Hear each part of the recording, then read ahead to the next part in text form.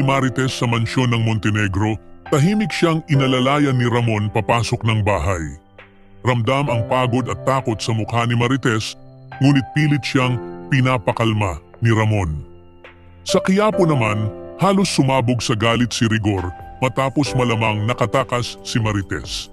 Sa tindi ng galit, hinarap niya si Tindeng at pinagbantaan na may mangyayaring mas masama kung hindi ibinalik si Marites.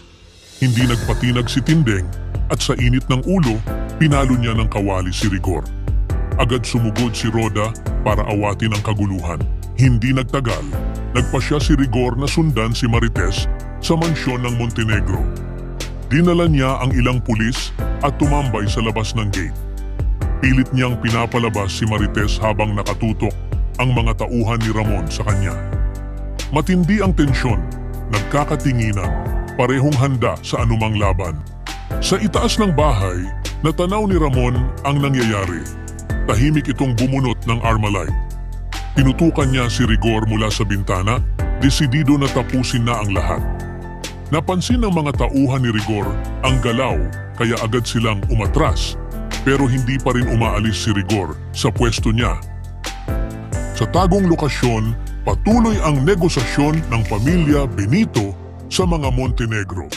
Humingi si Paeng ng 30 milyon bilang kapalit ni Tanggol.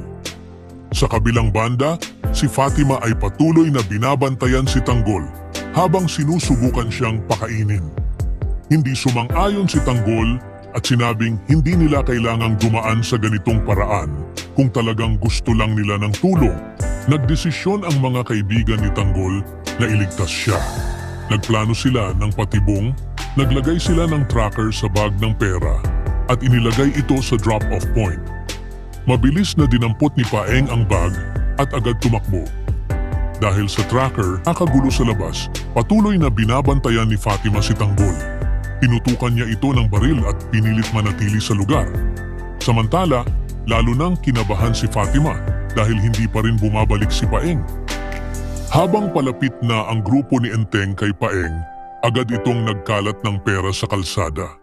Nagkagulo ang mga tao at hindi agad nakalapit ang grupo ni Enteng. Nakabalik si Paeng kay Fatima at iniabot ang pera. Inutusan niya si Fatima na umalis na kasama si Tanggol. Agad silang hinabol ng mga tauhan ni Ramon. Tinutukan ni Tanggol si Fatima ng babala na hindi sila titigilan hanggat hindi siya naibabalik.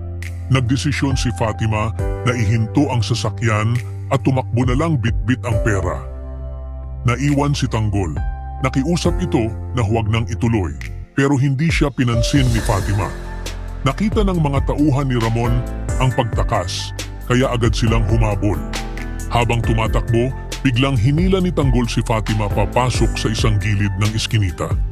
Itinago niya ito sa isang sulok at sinabihan na hindi na dapat sila magpatuloy pa.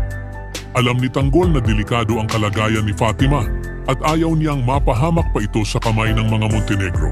Sa gitna ng matinding habulan, tensyon at pagsubok sa pagitan ng pamilya Montenegro at pamilyang Benito, lalong umiinit ang mga tagpo. Habang inilalaban ni Ramon ang kapakanan ni Marites, sinisikap naman ni Tanggol na iligtas si Fatima mula sa lalong paglala ng kanilang sitwasyon. Ngunit sa likod ng lahat ng aksyon at pagtatangka, tanong pa rin kung saan hahantong ang mga desisyon ng bawat isa, sa kapatawaran o sa tuluyang pagkawasak ng dalawang magkaibang mundo.